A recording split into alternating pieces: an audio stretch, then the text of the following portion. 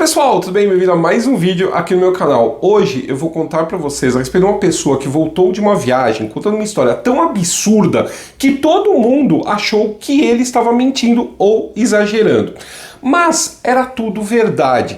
As coisas que Marco Polo disse que viu nas suas viagens pela Ásia estavam além da imaginação de qualquer europeu da sua época. Mas hoje se sabe que era tudo verdade. Embora não tenha sido o primeiro a fazer o caminho para o leste, Marco Polo foi o responsável por mostrar aos seus contemporâneos a riqueza das culturas asiáticas. E é sobre o Marco Polo e as suas viagens fantásticas que eu vou falar no vídeo de hoje. Mas antes, aquele avisinho que vocês já estão carecas de saber. Dá uma olhadinha se teu sininho está ativado, se não está ativado, ativa ele. Dá uma olhada se você continua inscrito aqui no canal. Para ajudar o canal, por favor, assista esse vídeo, já é uma boa ajuda. Compartilhem esse e outros vídeos do canal, comentem aqui, deem seu like, seu dislike. E para ajudar financeiramente, vocês podem entrar para o clube do canal, o link está aqui embaixo desse vídeo. Ou então, mandar um Pix para nós, tá legal? Então vamos ao vídeo de hoje. A data exata de quando Marco Polo nasceu não é conhecida, mas é possível fazer um cálculo, porque se sabe que ele tinha 15 anos em 1269. Então, o ano do seu nascimento provavelmente seria 1254, ou um pouco antes. Ele nasceu em Veneza, em uma família de mercadores que estavam acostumados a fazer negócios em terras distantes. Há registros de que um tio-avô do Marco Polo, também chamado Marco Polo, fez fortuna com um navio carregado de mercadorias trazidas de Constantinopla. No episódio sobre a queda de Constantinopla, que tem aqui, eu falei um pouco sobre as rotas comerciais entre essa cidade e Veneza. O pai de Marco Polo se chamava Niccolo Polo e tinha um negócio de importação com o irmão Matteo. Os dois conseguiram uma fortuna fazendo comércio com o Oriente, especialmente com o Império Latino. Esse era um estado que foi criado em 1204, depois da Quarta Cruzada, quando Constantinopla foi tomada dos bizantinos. É isso mesmo, os cruzados, eles decidiram atacar um outro império cristão, ao invés de tentar reconquistar Jerusalém, que tinha sido tomada pelos muçulmanos em 1187. Eu contei essa história da tomada de Jerusalém no episódio sobre o Saladino. Os irmãos Polo traziam para a Europa tudo de valioso que vinha do Oriente, especiarias, sedas, pedras preciosas e almíscar, que era usado para fazer perfume. Os negócios iam tão bem que Niccolo tinha um palácio em Veneza, perto do Grande Canal. Eles também mantinham um escritório em Constantinopla, que durante o Império Latino era dominada pelos venezianos. Viajar nessa época não era como é hoje, que você pode pegar um avião para Tóquio na segunda-feira e estar de volta no fim de semana. Era uma coisa muito difícil, complicada e também perigosa. As pessoas faziam testamento antes de embarcarem numa viagem de negócios. Ninguém pegava um navio para outro país se não tivesse a perspectiva de passar meses ou anos nesse outro lugar. E foi isso que aconteceu com Niccolo e Matteo, que saíram de Veneza para morar em Constantinopla sem data para voltar. A família ficou para trás, inclusive a mulher de Niccolo, que estava grávida. O filho deles, o Marco, nasceu meses depois da partida do pai. Os dois irmãos se estabeleceram no bairro veneziano de Constantinopla e tinham uma série de vantagens por serem de Veneza, como impostos menores e imunidade diplomática. Mas como bons empresários, eles continuavam atentos à situação política. Em 1260, eles acharam que as coisas não iam bem na cidade. Venderam tudo que tinham ali e trocaram o dinheiro por pedras preciosas, que pudessem ser carregadas facilmente e vendidas quando precisassem. Só que eles decidiram não voltar para Veneza, e sim usar o dinheiro para se aventurar numa nova rota por um território pouco explorado, a Ásia. Eles primeiro decidiram se instalar na cidade de Sudaia, na Crimeia, às margens do Mar Negro. Essa cidade era um destino conhecido pelos venezianos, porque ali terminava a chamada Rota da Seda, uma grande rota comercial de onde chegavam produtos vindos da Índia e da China. A região, na época, tinha sido conquistada pela chamada Horda Dourada, um grande império mongol que se estendia até a Sibéria e o atual Cazaquistão, chegando ao leste europeu. Longe de ficar apavorados com os mongóis, que eram tidos como bárbaros pelos ocidentais, os irmãos Polo viram nisso uma oportunidade de comércio pouco explorada. Em 1261, eles descobriram que a intuição deles estava corretíssima quando os bizantinos reconquistaram Constantinopla e começaram a perseguir os venezianos. Mas se os polos tinham conseguido sair a tempo com vida e fortuna, surge um outro problema. A rota de comércio entre o Mar Negro e Veneza tinha que passar pelo Estreito de Bósforo, que era controlado por Constantinopla. E eles, como venezianos, não tinham segurança em fazer esse caminho. Dessa forma, os dois irmãos não tinham como voltar para casa, muito menos fazer negócios. Então o que eles fizeram? O Nicolo e o Mateu decidiram ir na direção contrária, para o leste. Embora isso não fosse inédito, era muito raro os europeus viajarem para a Ásia muito além do Mar Negro. Os dois visitaram o Khan, que era o rei da Horda Dourada, e em 1266 chegaram até a corte de um neto de Gengis Khan, o líder mongol Kublai Khan, da dinastia Yuan, que na época reinava sobre um vasto território centralizado no norte da China. O Kublai Khan ficou fascinado pelo que eles contavam a respeito da Europa e decidiu mandá-los de volta com presentes para o Papa e ordens para trazer 100 missionários que pudessem educar seus cortesãos a respeito do cristianismo e dos costumes ocidentais. Enquanto isso, em Veneza, o Marco Polo crescia sem pai e sem mãe, porque ela morreu quando ele era criança. Uma tia e um tio do Marco Polo pegaram ele para criar e o educaram para ser um mercador, como o pai. Ele aprendeu finanças, avaliação de bens e tudo o que precisava para lidar com navios mercantes. Fora isso, não se sabe quase nada a respeito da infância dele. Em 1269, finalmente o Nicolo e o Mateu Polo conseguiram chegar de volta a Veneza, depois de uma ausência de 15 anos. Foi essa a primeira vez que Marco Polo conheceu o pai pessoalmente. Os dois irmãos descobriram que não podiam cumprir a missão que tinham recebido de Kublai Khan, porque o Papa tinha morrido um ano antes e um novo ainda não tinha sido eleito. Mesmo assim, eles fizeram preparativos para a viagem de volta e decidiram levar o Marco Polo com eles. Os mercadores pegaram um navio em Veneza até Acre, capital do que restava do Reino Cruzado de Jerusalém. Dali eles viajaram em lombo de camelo até Hormuz, no atual Irã, onde receberam a notícia de que tinha sido eleito um novo Papa, Gregório X, que era justamente o representante papal em Acre. Os três voltaram correndo para a cidade e conseguiram entregar a carta de Kublai Khan para Gregório antes dele partir para Roma. O novo Papa enviou presentes e um convite para o Khan mandar representantes para a corte papal. Mas só conseguiu mandar 2 frades para acompanhá-los, em vez dos 100 requisitados pelo Kublai Khan. Mas no final das contas, nem os 2 frades aguentaram as dificuldades da viagem e voltaram para trás. Os polos continuaram seguindo, provavelmente, o ramo norte da Rota da Seda. Esse caminho atravessava a Ásia Central, saindo da Crimeia, passando pelo norte do Mar Cáspio e atravessando o atual Afeganistão e o deserto de Gobi até chegar à China. A viagem foi difícil e cheia de perigos. Uma vez eles foram atacados por bandidos que se aproximaram no meio de uma tempestade de areia. Mais tarde, o Marco Polo ficou doente e teve que esperar num lugar nas montanhas até conseguir se recuperar. No deserto, eles tiveram uma travessia muito difícil e precisaram racionar comida, porque durante pelo menos um mês não havia nada que eles pudessem caçar ou colher.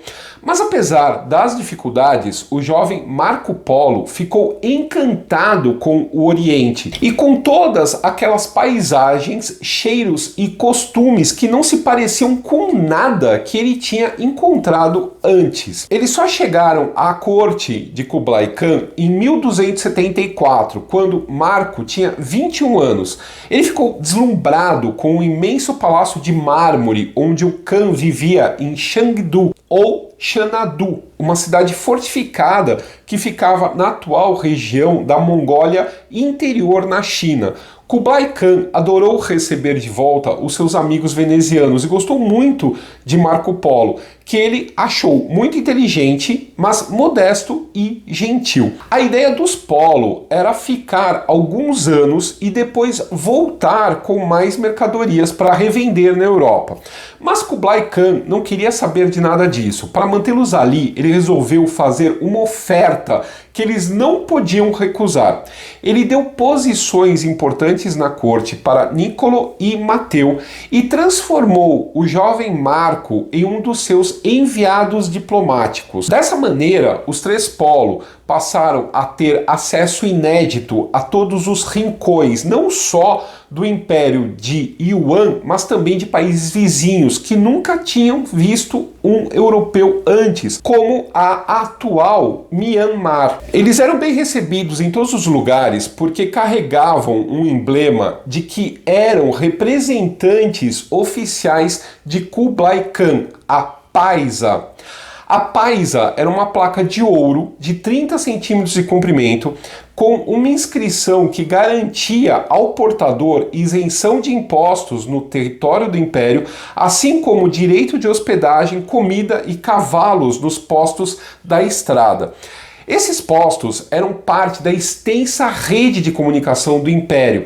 Marco Polo registrou essa estrutura complexa que permitia a Kublai Khan transmitir e receber informações em um território imenso com bastante eficiência.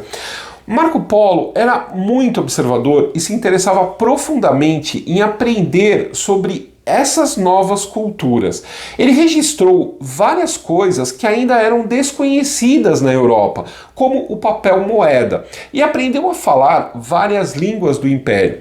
Muitas vezes ele aprendia o nome de um animal ou um objeto típico da Ásia na língua local.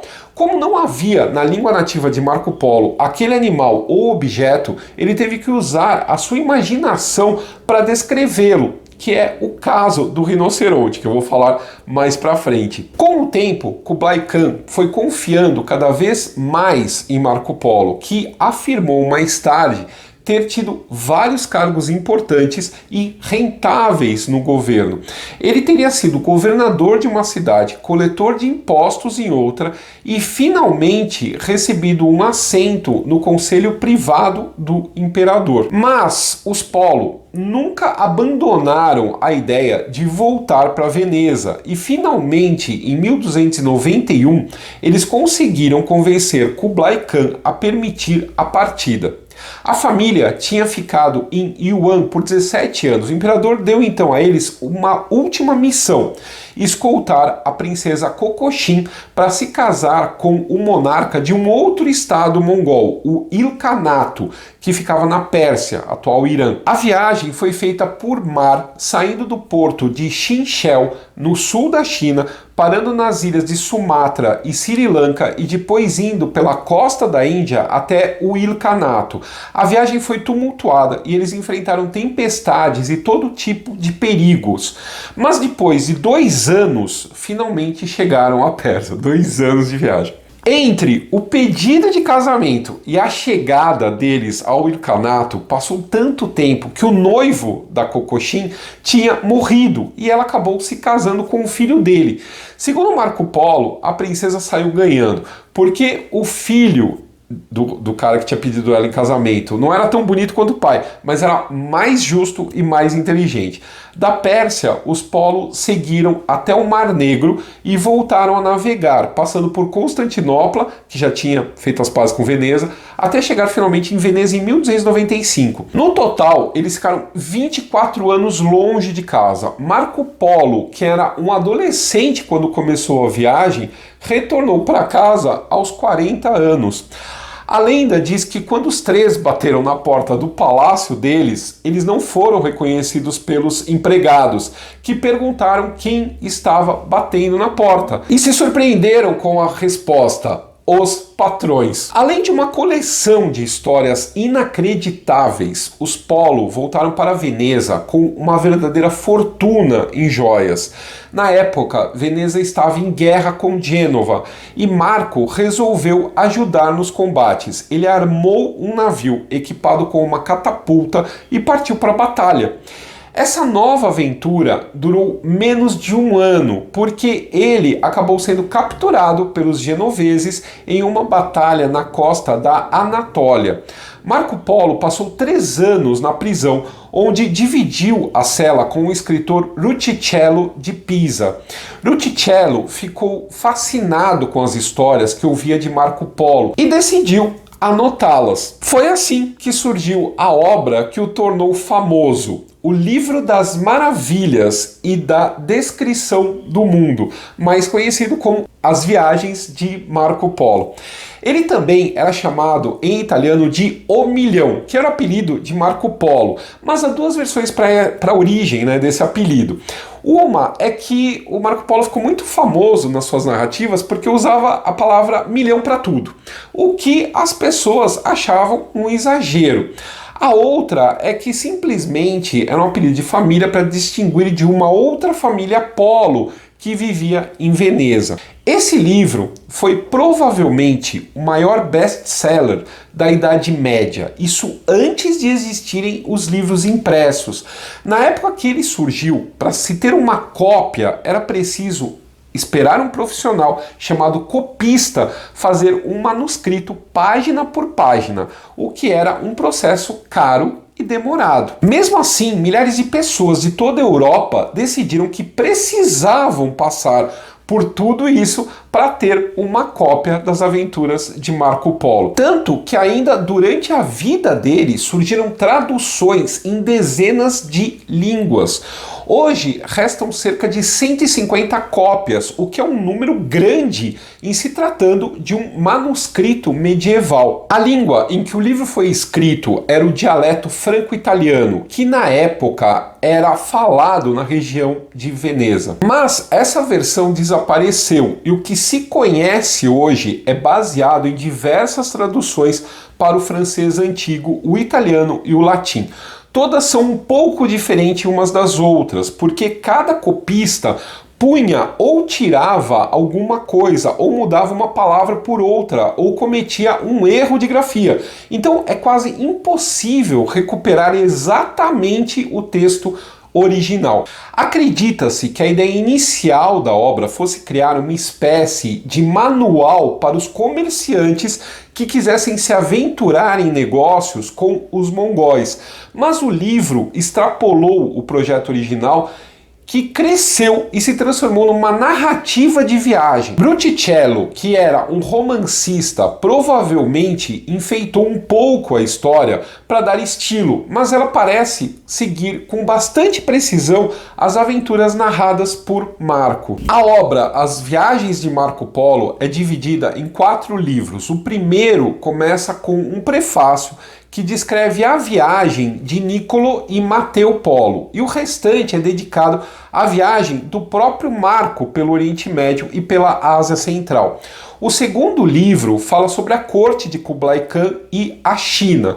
O terceiro trata das regiões costeiras, descrevendo o Sudeste Asiático, o Sri Lanka, a Índia e também o Japão e até a costa leste da África. Já o último livro se concentra nas notícias mais recentes do Império Mongol na época, como guerras e conquistas. Uma das coisas mais interessantes é que o Polo não se coloca no centro da narrativa. Ele descreve as culturas que conheceu, não como um turista maravilhado, nem como um colonizador que acha tudo inferior a ele, só porque é diferente, e sim com um olhar sem julgamentos, quase como um antropólogo. Isso séculos antes de surgir a antropologia como ciência. Marco Polo não demonstrou nenhum escândalo, por exemplo, ao descrever uma região no Tibete onde as mulheres nunca se casavam virgens, justamente o oposto do que acontecia na Europa. Também defendia coisas que ele achava inteligente, como a decisão do Kublai Khan de plantar árvores ao longo das estradas para fornecer sombra aos viajantes, ou o hábito que ele observou na região de Malabar, na Índia, de se lavar antes de comer. Além disso, o livro também forneceu aos europeus a primeira descrição que permitiu conhecer a geografia do leste da Ásia. Registros das regiões entre a Turquia e a Pérsia existiam desde a antiguidade. O conquistador Alexandre o Grande foi até mais longe, chegando ao rio Ganges, na Índia, e ao sul do atual Afeganistão, como eu contei no episódio sobre ele aqui no canal. Mas o que havia no extremo leste do continente era desconhecido ainda na Europa. Com as descrições da viagem do Marco Polo, o conhecimento geográfico dos europeus se ampliou pela primeira vez na Idade Média, mesmo não havendo um mapa para ilustrar o livro. O primeiro cartógrafo a incluir alguns dos locais visitados por Marco Polo foi o autor de um atlas catalão de 1375 que trazia o nome de 30 cidades chinesas e alguns outros pontos da Ásia. Mas foi Fra Mauro quem registrou pela primeira vez todos os lugares citados no livro para fazer o mapa mundi mais completo e acurado até então, em 1450. Como se não bastasse, as narrativas de eventos tornaram o livro uma fonte preciosa para a história dos povos asiáticos, por causa dos registros de reis, guerras e batalhas que podem ser comparados com outras fontes locais. Eram tantas coisas novas e maravilhosas que as pessoas custaram acreditar que aquela história toda era verdadeira. Mas cá entre nós, não ajudava muito Marco Polo a afirmar, por exemplo, ter visto animais fantásticos como unicórnios, salamandras e até galinhas com pelos. Na verdade, essa foi a maneira que ele e Ruticello encontraram para explicar coisas que existem, mas que não tinha nenhum equivalente europeu. O unicórnio, por exemplo, era descrito como um animal horrendo que tinha uma cabeça grande como a de um javali e um chifre preto na testa. Na verdade, era um rinoceronte, um animal que existe na Ásia e na África e que na época era desconhecido dos europeus, que só tinha referência a respeito do mítico unicórnio, a coisa mais próxima de um rinoceronte, segundo o Marco Polo e o Ruticello. Já o que ele chamava de salamandra não era um animal mítico que vivia no fogo, como no folclore europeu, mas sim um material resistente ao calor, o amianto. A confusão provavelmente ocorreu porque ele deve ter ouvido o termo dos persas, que achavam que o amianto se originava do pelo de um outro animal mítico, que eles chamavam de samandar. De samandar para salamandra foi um pulo. Quanto às galinhas com pelos, a resposta é ainda mais simples. Existe uma raça de galinhas chinesas que tem penas tão finas que elas parecem ter pelos. A favor de Marco Polo, ao fato de que ele era capaz de apontar com precisão onde os relatos de viajantes anteriores acabavam entrando no terreno da fábula, ou que eram imprecisos. A narrativa dele é muito mais detalhada e deixa muito claro quais as coisas que ele viu com os próprios olhos e quais ele soube apenas pelos relatos de terceiros. A credibilidade do livro ganhou um aliado poderoso em 1302, quando o frade dominicano Francesco Pipino traduziu a obra para o latim e atestou que achava que o conteúdo era verdadeiro, porque conheceu o autor e o considerou prudente, honrado e leal. Outros dominicanos também começaram a defender a narrativa, o que era muito importante na época, porque a principal tarefa dessa ordem era a de evangelização. Se eles consideravam que Marco Polo estava falando a verdade, podiam utilizar essas informações como base para missões visando difundir o cristianismo no leste da Ásia, o que realmente aconteceu. Havia a visão de que uma ordem tão respeitada não se basearia em algo que não fosse real, o que ajudou a fazer as pessoas confiarem mais na narrativa do Marco Polo. Embora, é claro, haja exageros na história e também erros e confusões, historiadores e arqueólogos, mais recentemente, foram capazes de identificar muitos detalhes que se achava que estavam errados ou que não eram acurados, desde nomes de cidade até medidas de peso. Quanto a Marco Polo, ele foi liberado da prisão genovesa em 1299 e teve muito tempo para assistir ao sucesso do seu livro. Durante a ausência dele, o pai e o tio tinham investido as riquezas trazidas da Ásia em outros negócios e comprado um palácio ainda maior no distrito de Canareggio, no norte de Veneza. Niccolo Polo tinha morrido, ou morreu logo depois, e Marco Polo tornou-se sócio do tio Mateu. Os dois financiaram várias outras expedições para a Ásia, mas nunca mais voltaram para lá e provavelmente não saíram mais de Veneza. Em 1300, Marco Polo se casou com Donata Baudouin, filha de um outro mercador, e os dois tiveram 3 filhas. Ele também teve uma outra filha antes disso, mas não se sabe se ele já tinha se casado antes ou se a menina nasceu fora do casamento. Além de continuar comerciando e aumentando cada vez mais a riqueza da família, Marco frequentemente recebia visitantes que queriam conversar a respeito do que ele viu durante as suas viagens. Muitas coisas que ele não chegou a narrar para o Ruticello de Pisa apareceram em livros de outras pessoas, como por exemplo um cometa que ele viu na China, mas que não foi visível na Europa. Em 1323, o Marco Polo adoeceu e acabou ficando acamado durante meses. Em 1324, ele mandou chamar um padre para escrever o seu testamento. Ele apontou como herdeiras a mulher e as filhas, em vez de indicar um parente masculino, como era mais comum na época. Provavelmente isso tem a ver com o fato de que as mulheres de Veneza se envolviam nos negócios, justamente porque os homens costumavam passar muito tempo fora em viagens de negócios, como o pai e o tio de Marco Polo haviam feito antes. No testamento, Marco determinou que fosse libertado um servo tártaro, e que provavelmente veio junto com ele da Ásia, e que fosse dada uma quantia de dinheiro para ele. Além de fazer também uma doação para a igreja de San Lorenzo, onde ele queria ser enterrado. Ele também dividiu uma parte dos seus bens e propriedades entre algumas outras pessoas, instituições religiosas e as guildas e fraternidades que ele fazia parte. Assim como o nascimento, também não se sabe ao certo a data exata da morte de Marco Polo. Os registros indicam que ocorreu pouco tempo depois do testamento ser feito, provavelmente entre janeiro e junho de 1324, quando ele tinha provavelmente 70 anos de idade. Entre os bens listados no seu testamento estava a paisa, aquela placa de ouro que o Kublai Khan deu para eles. Mas o seu legado foi muito mais duradouro. O Cristóvão Colombo, para vocês terem uma ideia, era um grande fã das viagens de Marco Polo. Entre os seus pertences foi encontrada uma edição impressa da obra, cheia de anotações.